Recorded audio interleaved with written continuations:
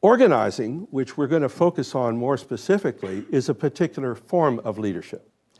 And it's a particular form of leadership that begins with the question, not what is my issue, but who are my people? Who is the community? Who are the people with whom I am engaging in this work of leadership? What challenges do they face, and what is the change they need from the perspective of their lived experience? And how is it that I can work with them to enable them to turn their resources into the power that they need in order to achieve the change that they want? This is not about providing services to grateful clients.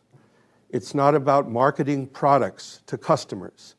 It is about engaging people in a community to bring them together as a constituency. And the word constituency comes from the Latin constare, which means to stand together. Stand together.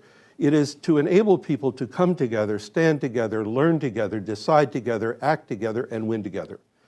So that's the context in which we're going to be focusing in particular in our work. Now, that organizing or community organizing, although it may not have been called that, has a pretty long tradition, rooted in histories of many peoples and cultures.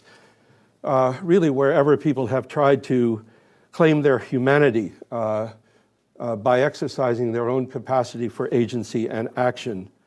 The tradition in which I was introduced to organizing has three very clear roots. The first, a faith tradition rooted in the story of some people who decided to exit slavery on a journey to freedom to try to find a land of promise.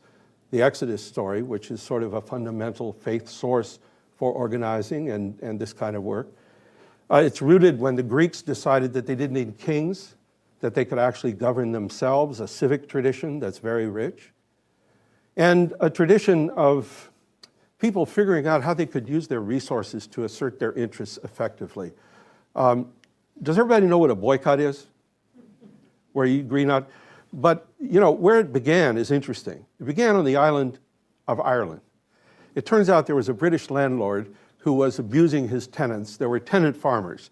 And the deal was that they had to provide produce to him in return for his repair of the land, of the necessities, the roads and all the rest. And he wasn't doing that. So they said, oh, you know what? We're not going to give our produce until you do your part. It took about 6 months, they won, and his name was Captain Boycott.